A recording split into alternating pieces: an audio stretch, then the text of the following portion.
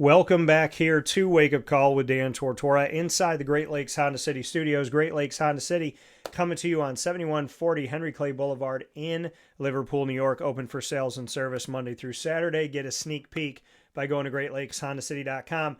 I'm wearing my giant B and I got my scarf right over my shoulder here because we are officially in year 3 of our exclusive multimedia marketing partnership right here on Wake Up Call with Dan Tortora with the Binghamton University Bearcats. I can't believe it's year 3, and we are starting off year 3 with a massive spotlight on Binghamton University, and that is because we have not one but 2 specials here today on Tuesday, March 3rd to celebrate the first official week of year 3 of our partnership with Binghamton. We have the president of Binghamton University, and before you hear from Ann, you're hearing here from Mikey Squires. Mikey coming to us from Binghamton Wrestling, student athlete competing in the EIWA Championships inside the 2025-26 season in this edition of the Bearcat Breakroom. Mikey, how you doing? Doing great. Happy to be here. And Mikey, I got to say this to you. I'm a big fan of the Ninja Turtles. So, Okay. and being a big fan of the Turtles, my favorite turtle, who is my spirit animal, is Michelangelo. And all I can remember from one of the more recent movies is they're all in the elevator and it's quiet. And then they start kind of bopping, tapping on some stuff. And then you're hearing like these different sounds and you just hear Michelangelo go, MC Mikey. And it just makes me think of Mikey. So tell me where I know obviously your name is Michael, but when did Mikey become the nickname? When did it become what people got used to calling you? Yeah, so I'm actually my full name is Michael Allen Squires III. So and it's like going around like with my dad to all different like competitions and stuff. Like it was always he was Big Mike and I was Little Mike. And then I kind of like my parents always called me Mikey. Then I don't know I feel like it fit me a lot better than Michael. It felt a little too formal. So I think kind of probably like middle school I just start told people to start calling me Mikey and it kind of stuck since then. Yeah. So like you said, you're the third and now you're simply Mikey, which I like here. So Yeah. shout out to obviously your family and the lineage and of course you paving your own way. So in paving your own way, you took down the number 3 ranked wrestler in the country about a little over a week ago. Bring me into who that was, bring me into the match and the fact that you took down one of the top 3 collegiate wrestlers in America. Yeah. So this was the last chance open. So this was basically like qualifying spots for nationals. I mean, there's a lot of calculations and stuff that go into it. And just like based on your match count and your win percentage. And so we knew that I was kind of on the line for whether I was going to qualify a spot or not. We were iffy if I wanted to go to this competition, but my coach and I kind of decided like let's take it into our own hands and just trust myself, compete, know how to compete. And yeah, and I saw that he was in the bracket there, and I was like, this is gonna be a great opportunity. So it was Stephen Little. He wrestled my coach Lou Prey a few years ago back in nationals as well. Um, but yeah, I mean, going into the match, I mean, obviously, you see, you know that number, but I think years ago that definitely would have kind of scared me, would have made me tentative. I mean, I've competed my best, but I think I've just had so much trust in my training and my coaches this year, especially that I just was, and I know I can compete with anyone in the country. So just treat it like any other match, and just went out and hand fought hard right off the get-go, and then just it kind of fell into place as the match went on. You said, I mean, to be a little bit nervous, to have those nerves, but to trust in your coaching, to trust in, what you can control and what you can do. How did you handle those things that kind of, those thoughts that come into your mind of, oh my gosh, I mean, the big bad wolf, right? This is a top 3 wrestler in the nation. So any negative thought, any thought of like, worry or fear or any of that, how do you take all of those things that human beings normally have, right? It's easy to be negative is what people will say sometimes. So how do you take all of those things and say no to those thoughts, no to those feelings, and walk into that match and say, I'm blocking that out? How do you keep out all the noise that sometimes seeps into our mind? Yeah, I think that's like really the ultimate challenge. I think you never master it. I think it's and that's one thing. When I remember like I was really getting into sports psychology, I came under the impression that like all right, these great athletes they never get nervous or they just have complete control over their thoughts and the more you talk to them, the more you learn like that's a lie. Everyone's gonna have those thoughts all the time, and you just kind of learn different mental techniques to stop them. So like one thing I use, I call it like a mental garbage disposal, where I literally will imagine just like a kind of like a burning pit in my head, and if I have a negative thought, I just throw that thought like right into the fire. I don't think about it.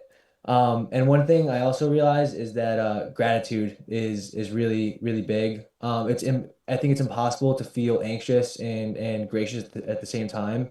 So whenever I'm feeling anxious about a competition or an opponent, I just replace it with thoughts of being thankful for the opportunity to compete, thankful that I'm here at all.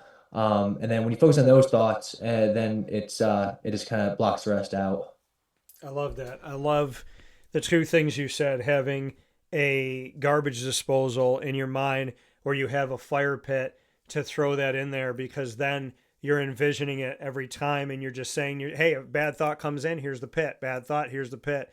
And it gives you, because I say everybody has their thing, right? We have something that we say to ourselves or something we envision. But once you find what that thing is, you hold it close to your vest. Like, I know what works for me. I know what I can say to myself.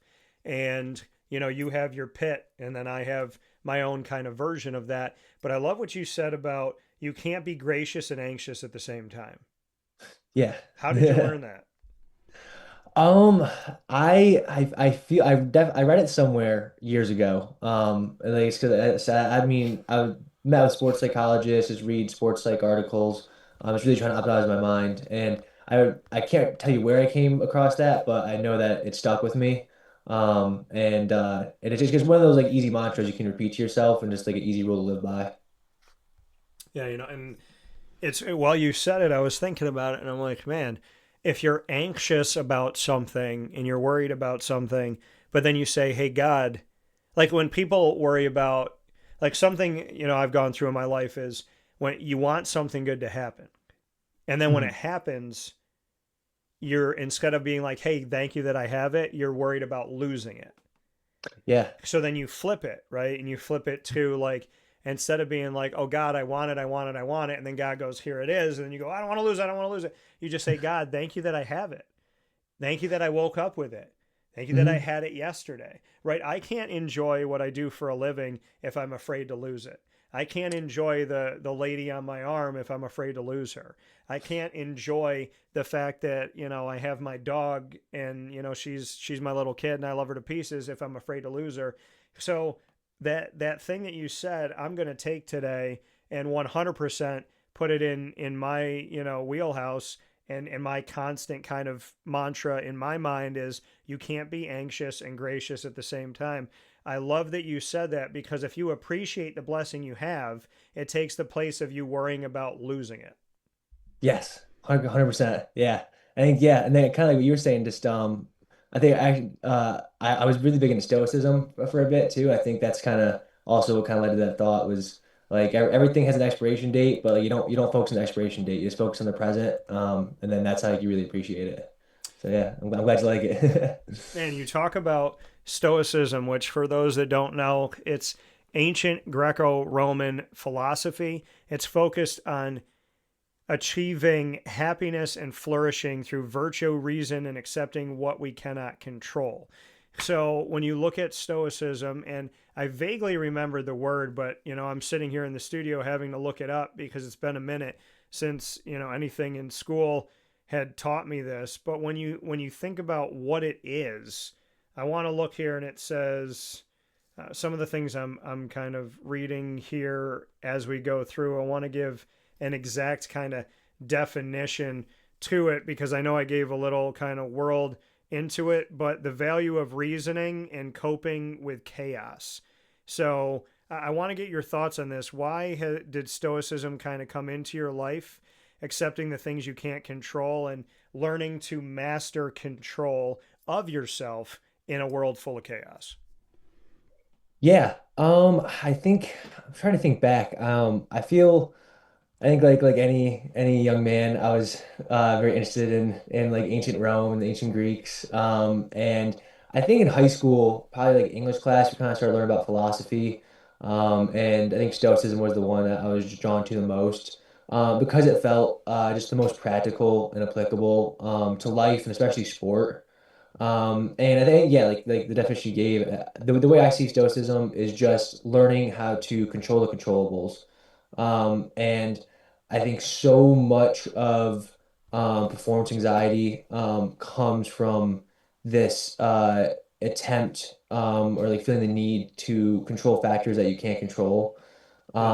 And because and things are always going to go wrong, like things never go to plan.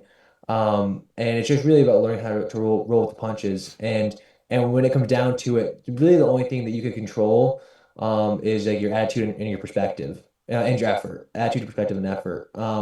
And so as long as you're going into every workout competition with a good attitude, a positive perspective, and you're giving 100% effort, um, you've done your job, and then you just kind of have to let the rest of it fall in place. Mikey, I think I'm gonna hire you as like my coach, just my mental health coach. I'm gonna have you sit in here and be a part of the studio and just be here for the positivity. Can besides what you learned in school and what you're studying in sports psychology, is there anything that kind of growing up in life or anybody that helped you to have a positive mindset and a positive outlook? Have there been kind of pieces along the way or people along the way that you're like, wow, they really helped me to hone the talent of saying, yeah, I'm not going to be perfect, but I can definitely have the tools I need to handle life. Yeah, I mean, I have to give pretty much all that credit to my parents. I think they definitely set like the groundwork for it. I was just a extremely type A anxious, like since I was young, constantly stressing about random things, and they would always be the ones just to talk to me and ground me. And I mean, it's nice being in Binghamton to where like I can see them every week, but I mean I still talk to them every night. So they're always the ones that are like telling me like, all right, like should you be stressing about this or should you not? And so they kind of keep me straight. Yeah. What are mom and dad's names? Jamie and Mike. You said Jamie, Yep, that's my Jamie and mom and Mike. So to Jamie and to obviously Mike in the lineage of the Michael Squires. So what do you want to say to mom and dad, to Jamie and Mike, if you could say anything to them right now? Um, I just thank you for everything. I mean, thank you for all the effort. I mean, you put into me and my sister. I mean, we'd be nothing without them. Like just um, getting out of work and then just being willing to drive us an hour in each direction to get to a practice and always making sure that we have dinner ready right when we get home and just doing that day after day, year after year. And always just also like offering all love and support. I mean, so thank you for being the rock and just giving us all these opportunities. What's your sister's name? Lauren. Lauren. Yeah, So what do we want to say to Lauren? Is she older or younger? she's younger. She's younger. Okay, so what do you want to say to your little sis Lauren this morning? Lauren, yeah, we get along great now. When we were younger, we used to bicker a little bit, but I mean, I say same thing to her. She funny enough, she used to be one of my wrestling partners. Because I mean, it's so desolate in upstate New York that we would struggle a lot to find partners. So we Yep. had some mats in our basement, and I would just drill moves on her. So that was kind of the start of it all. So thank you, Lauren, for all your help as well. Do you think that the moves that you utilized when you were practicing with your little sister Lauren growing up have some of those moves paid off for you at Binghamton? Um, I mean, 100%. I think that's yeah. When I was dealing with her back when we were the same size, that was like the basics. So that would have been like my sweep single, and like probably like my Easton tilt. So I think yeah, that was kind of the start to what would eventually be like my main weapons. Here in the Bearcat Breakroom with Mikey Squires, spotlighting him and Binghamton Wrestling. as they're heading to the EIWA Championships here in the 2025-26 season. Of course, we're on Wake Up Call with Dan Tortora inside the Great Lakes Honda City Studios and inside of year 3, officially starting this week, of our exclusive multimedia marketing partnership with Binghamton University. And as we celebrating with not one, but 2 Bearcat specials here for you on Tuesday, March 3rd. Mikey, for you, do you have a favorite move? Do you have a favorite thing that you do? Is there kind of like the Mikey Squires go-to, your finisher? I mean, I think I kind of put a bunch of things together because you look at wrestling, and I've wrestled before. My cousin was big into wrestling, my cousin Jeff, and he invited me over to the house, and I beat him so many times that he kicked me out of his house, and he's older than me. So there's certain moves that you may think, okay, well, that's worked, so I'm going to keep going back there, and that frustrates people. And then I played Mortal Kombat growing up, and I do the same moves and whatnot.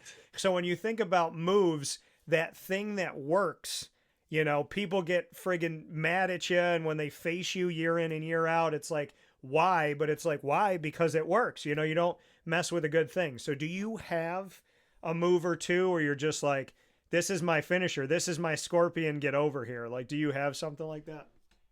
Yeah. I mean, to a certain extent, I think it's sad. I think my sweep single, my lefty single, everyone knows it's coming, but it's one thing that's hard to stop. I think I don't like to be too reliant on any one thing. I think that's important about being versatile, and the guy has a good defense for something. So you got other moves you can use, but yeah, that's I'd say that's been my go-to for pretty much ever. When you're studying an opponent, have you ever been caught by surprise in a match of something they tried to throw at you that you didn't see on film or that you didn't know was coming? Oh, for sure. All the time. I mean, I think too, I try not to watch too much film. I think because it's important to want to wrestle your own game and not try to wrestle a certain way to plan for someone. But yeah, guys surprise you all the time. And I think that's where my wrestling style is. I like to funk, I like to scramble. So it's yeah, if they hit me something unpredicted, that's fine because in practice I've trained so much in these scramble positions and just not you can't plan those out entirely. So you just get used to being uncomfortable and kind of managing that chaos. Why do you feel like you've been so successful? When you say, hey, I don't try to watch a lot of film because I don't want to get stuck in what they do. I want to focus on, going back to Stoicism, right? I want to focus on what I can control within the chaos of life. So why do you feel like you've been so successful in what you do if it's not for beating them at their game, but it's playing your own game? What has come with, compounded success, right? Success on top of success isn't accidental. Any squirrel can get a nut at some point, but when you are consistently good and not occasionally great, there's something to that. So why do you feel like you've been consistently successful in your game?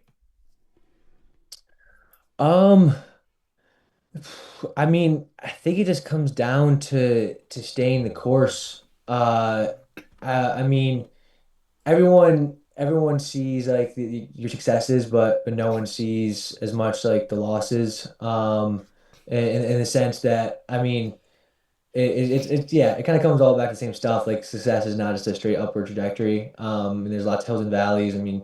2 years ago, at 174 season, I felt it was the worst season of my life. Really bad losing record. I was struggling to get just a few wins. I felt horrible all the time. My confidence was low. I didn't even know if I wanted to keep wrestling. But kind of just gotta have that just that consistent pressure. It's on yourself. Okay, no, I'm gonna stick with it. I'm gonna see it through. Yeah, and then it just comes down to doing the extra work. I'm super fortunate here that I got a ton of guys that around my weight that are all super hard workers, and I asked them to get extra workouts in, and we're doing extra workouts a few times a week. So I think all of it just it adds up, and as long as you take it on a day by day approach, then you'll see the success build over time in one way or another. Yeah, you talk about the guys that are with you on this team. I've interviewed so many guys over the years in this exclusive multimedia marketing partnership between Wake Up Call with Dan Tortora and Binghamton University. Carter Bear's been on the show a bunch. And, as I'm going through and I'm looking at the roster of guys, there's guys that have come through the program that have been on the broadcast. And of course, you're here with me today, Carson Wagner. And then you have, Brevin Casella, who is on the coaching staff, and he's been on the show before, as well as your head coach, Ryan LeBlanc. And, just looking at this team makeup, I feel very spoiled because I didn't do a lot of collegiate wrestling interviews going into my partnership with Binghamton. And now over these last 2 years plus, I've spoken with so many of the student athletes, and now having you on. What's it like to be in this atmosphere? Because you transferred from Princeton to Binghamton. So what was it that spoke to you that made you feel like I want to be a part of what Binghamton's doing? Because I know my perspective from what I've seen and who I've had and been, able to talk to. But what was it that made you think, okay, Princeton, this was good, I enjoyed it, but why Binghamton? Yeah. Yeah, so Binghamton was like one of the schools I was considering out of high school as well. But then so yeah, so like when I graduated Princeton and like considering like all right, where I want to use my last year. I think like Binghamton, it really has checked all the boxes for me. I think like you said, I mean, just in terms of training partners, but between the coaching staff and all the guys around my weight, like every single day you're wrestling someone that is like a national qualifier, all American level. It's honestly insane, like just the how good of training partners you have here, if you're an upper weight. And I think that as long as like with the culture, as Binghamton was the first college wrestling room I ever wrestled in. They used to have the Bearcats Club when I was in high school, so I kind of got exposure to the college guys then. And I loved the culture and the atmosphere. It just kind of put your head down and work. Everyone's very down to earth. So yeah, and then this proximity to home. I mean, being right back in Section 4 where I started all of this, like all that together, it was just like a perfect combination for me to finish out my career. Yeah, and we're looking at the fact that the end of February, you were voted Wrestler of the Week for the EIWA, Eastern Intercollegiate Wrestling Association, which features the American Army West Point, as well as Bucknell, Drexel, Franklin and Marshall, Hofstra, Lehigh, Long Island University, Morgan State Navy, Sacred Heart, and of course, Binghamton. How would you describe the EIWA? I mean, I've spoken with Binghamton about how historic of a conference this is and just, what it's meant. It's the 122nd EIWA Championships that you're going to be going into. So what can you say about competition in the EIWA and what this specific place has in the greater world of collegiate wrestling when we talk about EIWA, this association? Yeah, I mean, I think it's one tough conference. I mean, I think it's interesting because like with the Ivies, I mean the Ivy split off from the IWA last year was the first year they split. So when I wrestled at the IWA 2 years ago, it was all combined. And then now I see that split. So it's interesting for me to kind of see both sides of that. But like I said, I mean, everyone's a respectable opponent. I mean, there's no one light in D1 wrestling.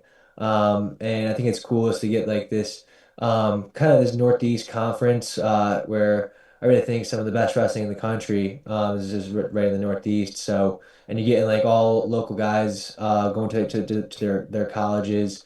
So you see these same guys in high school and you wrestle them now in college. It's a small world, and it's cool to see the come up of these guys and just always have a great competition. Yeah, I mean, and when you were at Princeton, what was the experience like for you there versus what you have now with the EIWA? How would you describe Princeton's competition in your schedule comparative to Binghamton's schedule and competition? Yeah, that's I think Princeton we probably travel a little bit more, like getting on flights just to go out to a duel or two. I think we probably wrestle a little bit more like kind of Big Ten level opponents at Princeton. Um, but I mean. I think overall though, quality of like schedule, like I mean, you still go to tournaments. I missed a lot of our tougher tournaments at the beginning of the year, just because I was still out with my ACL injury. But schedule as a whole, I mean, you're getting great competition in both regards.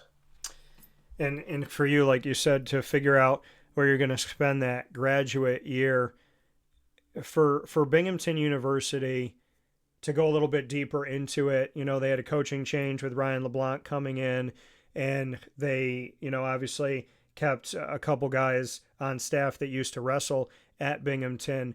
What was it that deeper into it when we look at the scholastic side and what Binghamton offers you in the classroom as a grad student and what you're studying in, sports psychology and whatnot? What was it scholastically with Binghamton, and then team atmosphere? What kind of sold you? What was the total Bearcat package? Because you only have 1 year left. Obviously, you got to be smart, right? It's not like you Yeah. can say, okay, I'm going to come here, and if it doesn't work out, I'll transfer again. So, what was it about Binghamton as a total package that really spoke to you?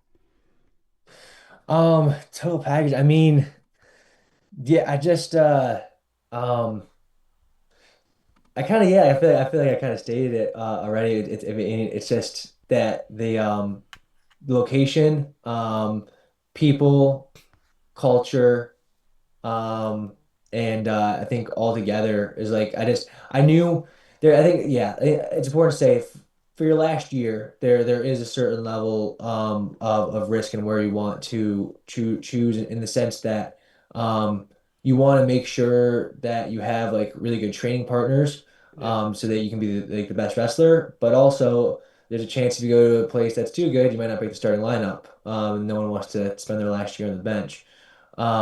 And I knew Binghamton, like it was like, yeah, like there's a lot of great guys here. So like I'm really gonna have to compete. And I was fortunate enough the way that the weights worked out and kind of scattered that we were all able to be in the lineup and train with each other, so how to compete for spots. But yeah, I think it's a training partner, and then just like being close to my family and all the coaches in Section 4 that kind of brought me up, being able to see them at matches, I mean, has been great. And then it kind of it really made sense. Why run toward competition instead of away from it? That's the only way to get better. You gotta, I mean, if you constantly run, like you gotta expose the holes in your game. I think that's the only way that like, it's a hard truth, but it's a truth you gotta learn. Is coming from Mikey Squires here in this edition of the Bearcat Breakroom and our exclusive multimedia marketing partnership with Binghamton University here on Wake Up Call with Dan Tortora inside the Great Lakes Honda City Studios. In the dual meet standings, there's two divisions. You talked about the EIWA separating into two. There's the Independence Division and the Liberty Division. In the Independence Division, where Binghamton calls home in the EIWA, you are second only to Drexel. What can you say about overall what Binghamton looks like as we head toward the EIWA Championships in just a few days? I think our team looks great, and I think you're going to see the best version of our team you've seen all season. And Coach LeBlanc, and he tells us like you just want to get a little bit better every competition. And I think we've been doing that as you look back at our last few duels against Sacred Heart and Cornell and our last chance open tournament. Everyone over the entire lineup is competing super well. And I think you're gonna see, which to me won't be surprises, but maybe to outsiders that have not been following too closely, I might be surprises. But you're gonna see a lot of guys break through at this conference tournament. EIWA Championships Day 1 this Friday, March 6th. Day 2 this Saturday, March 7th. Friday will start off at 10 a.m. Eastern Time, Saturday at 11 a.m. Eastern Time. And the EIWA Championships not only representing within this conference, when you look at American, Army, Navy representing the country, but this is going to be in Washington, D.C., in our nation's capital. What does that mean to you that as you look forward to and are hopeful of you having your own berth in the NCAAs, that before that happens, you have an opportunity to showcase yourself and your team as a unit gets to showcase itself one more time at the EIWAs and of all places to be in our nation's capital of Washington, D.C.? I mean, it's pretty awesome. I think like wrestling has taken me more places that than I can imagine that I never would have been otherwise. And like just to be in DC, like I mean, you drive to the tournament and you're looking out the window and like you see, and it just it's there's a certain amount of aura I'm sure it's gonna hit me. Like just being in that environment. But yeah, I think just and as the conference as a whole, I mean, it's just a great experience. I mean, you think, yeah, there's opportunity for everyone to get that ultimate goal of reaching into nationals. But just it's going to be a fun place to compete. Yeah, and I've had the opportunity to speak with Binghamton wrestlers that have gone on to nationals within these last couple of years, and I'm hoping that this man right next to me here on the screen, Mikey Squires, is going to be going into nationals as well, but not before he wins and has a lot of success and is able to enjoy and have some fun at the EIWAs in Washington, D.C. Mikey, before we hop out of here, we do a thing on Wake Up Call called Rapid Fire. We can talk about any subject, any topic, any question, no preparation whatsoever. It's just whatever's top of mind to us. We will ask questions to each other back and forth. You get to start things off. What's your first question for me? What is the biggest animal you could beat in a fight? I'm not afraid of anything. So I would say to you, well, I will say I've always wanted to be a husband and a father. So it's not really a fear, but that's something that like I think about a lot. But I would say when it comes to an animal, I mean, I'm named Daniel. I have a lot of connections to the Saint Daniel, and kind of really weird. Like he was an interpreter of dreams, and God would send him visions that he didn't understand, and he had to kind of figure out, and God would help him through it. And I've been sent a lot of dreams before about heaven, about a lot of different things, so I feel that connection. And when I went to Italy with my dad, we went to the Vatican and we went into, and people don't know this, but when you go into the Sistine Chapel, you cannot shoot any video, you can't take any pictures. And so we went into the Sistine Chapel, and I remember saying to myself, walk forward, find a spot in the middle, because before you look up, I want you to have like a spot where you can see everything, because this is the first time you're going to ever look at this. And I walked toward my dad, and I remembered, what's supposed to be at the Sistine Chapel, right? God reaching out to man. So I walk to the middle and I go to look up. Well, as I walk to the middle, I'm turned to my right. The first thing I did was look directly up from where I was standing, and I didn't even know that he was in this room. Where I stood, where I turned, and where I looked straight up, Saint Daniel was looking down at me. Wow. And that was just wild to me. So I say that because Daniel in the lion's den. And yeah, I mean, listen, I trust that God would put me in a good place no matter what. So I'd say bring on the lion, bring on the bear, bring on I love whatever. it. And, bring on the hippo, because people think they're docile, but they can be mean. So yeah, I would say whatever animal, human, or anything that comes against me, I go back to what God said in the Bible, and what he asks us to repeat, which is no weapon formed against me shall prosper. So that's what I believe. I like that. Yeah. My question back to you. All right, Mikey. If you could wrestle any fictional character, superhero, villain, animal, anything, if you could wrestle anything from a fictional world, be it Marvel, Harry Potter, DC, anything you can think of, what would you wrestle and why? Wow, that's a great question. Huh. I think, I mean, I want to go down the superhero route. Mm-hmm. So what another chance can you get? I feel probably Batman. I think, without all the gadgets and all his special tools, Yeah. I don't think he's got much left. So I think that would probably be the best superhero you could beat that's not gonna beat you with some kind of special superpower. So this is my 1B. Is it Robert Pattinson? Is it Let me think here. Is it Ben Affleck? Is it Christian Bale? Is it George Clooney? Is it Val Kilmer? Is it Michael Keaton? Is it Adam West? Which Batman? Christian Bale. Christian Bale. He's Yeah. he is by far the scariest Batman, because in the movie with Heath Ledger, what was that one? The Dark Knight. That was The Dark Knight. And when he was in that one, I remember seeing Heath Ledger as the Joker, and he was scary. And then they'd go to Batman, and Christian Bale was so much scarier even, and Heath Ledger did such a great job that I found myself in the theater going, "Can you go back to the Joker?" Because Batman at that one point, Bale like pulls the guy up. He's in the dark, and they're on like some, I don't know, scaffolding, and he grabs him and he like spits in his face, and he's like, "Where is he?" And I'm just like, that Batman is horrifying. So you want to fight Christian Bale? I give you a lot of credit. Gotta choose the competition. Yeah, gotta choose the best. All right, what's your next question for me?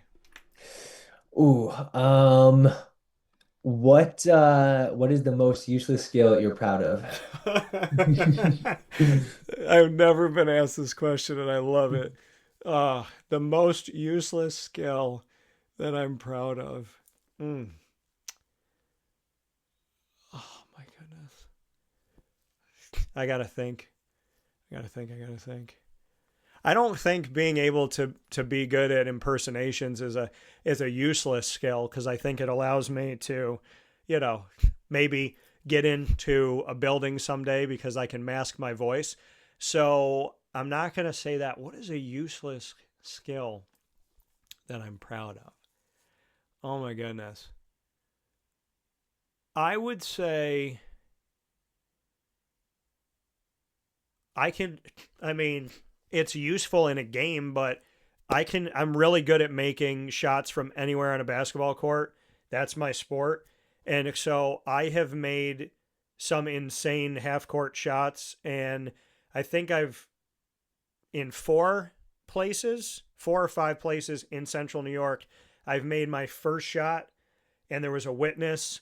But I've made some insane half court shots. I've taken my shoes off and done it flat footed recently. So I'd probably say the half court shot. I like it. I like that question. My question back to you, I kind of want to know yours now. What is your most useless skill that you're proud of? Oh man. I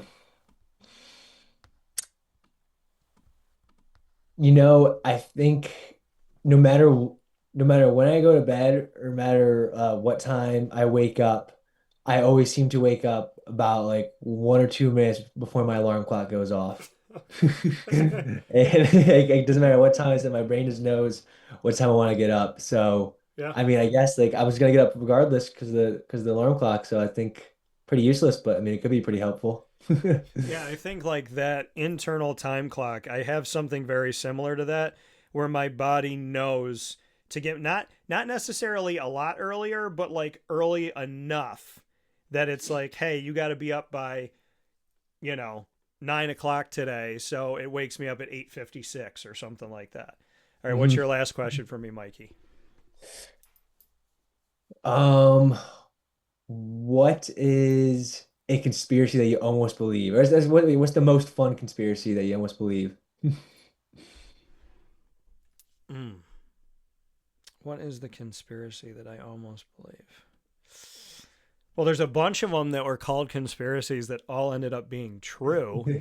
So I think conspiracy is another word for, we'll find out it's true at some point.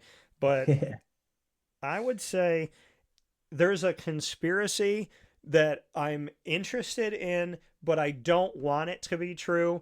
But I've taken astronomy, and it would make more sense that it's true than it's not true. But I don't like the thought of it, because I don't know what they are and what they look like and what their plan is. But the fact that aliens are real, like that every time like President Trump's like, hey, I'm going to release something, I'm like, oh, wow, really? And then another part of me is like, no, no. Because because the moment I see it and I know it, like I've dreamt about aliens, I've dreamt about like my future wife, can't remember it. You asked me my alien dreams. I remember them perfectly. It's haunting. So, and I also have this belief, and I've never shared this before, but it's happened to me more than once. When they talk about, I forget what they call it, but like this like soul travel where your soul can leave your body and you essentially like while you're sleeping, you can leave your body and hover. And I remember the last time that I fully remember doing it, my soul left my body and like I remember floating, being above the ground, going down the stairs. And it's the wildest thing because like you can see it happening, but it feels really strange and you can feel yourself off the ground. So I would say probably that conspiracy of like, is that actually true or is that a deep sleep? And that if aliens are real, because if they are, I don't want to know. That's what I would say. And yeah, Nice. because it freaks me out a little bit. All right, my last question for you. Man, this might be my like favorite rapid fire. So my last one for you, Mikey. All right, Mikey. So if you were to be the ruler of any kingdom, fake or real, in history, because you talked about Greco-Roman and studying ancient times and whatnot. If you could be the ruler of any empire, real or something you saw in a movie, what throne would you sit on and why?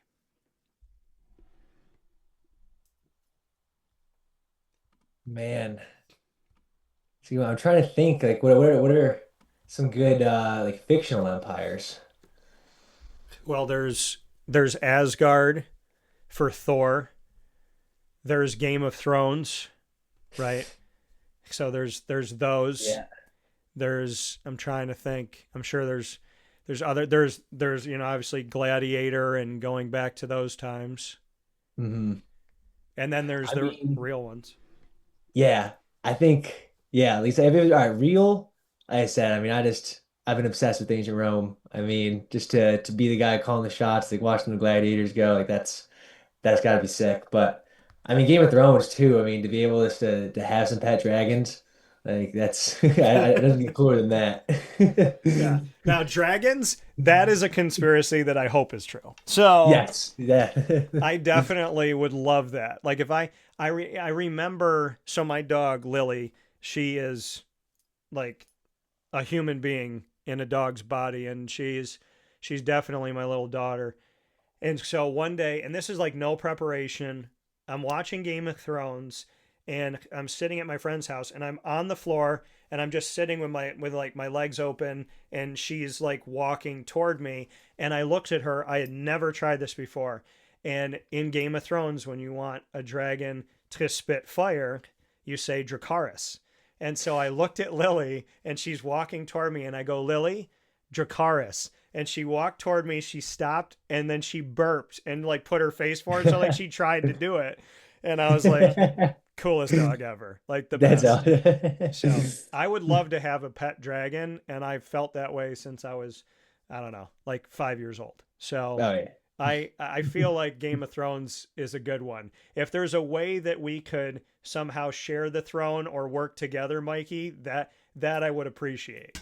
Oh, I'd love that. So, with that being said, Mikey Squires, Bearcat Breakroom, Binghamton Wrestling student athlete, competing in the EIWA Championships coming up this Friday, March 6th and Saturday, March 7th in Washington, D.C. And hopefully the NCAAs from there, and the man that I hope will be sitting on the throne of the EIWA and the NCAAs in a not too distant future. Mikey, thanks for your time. Thank you.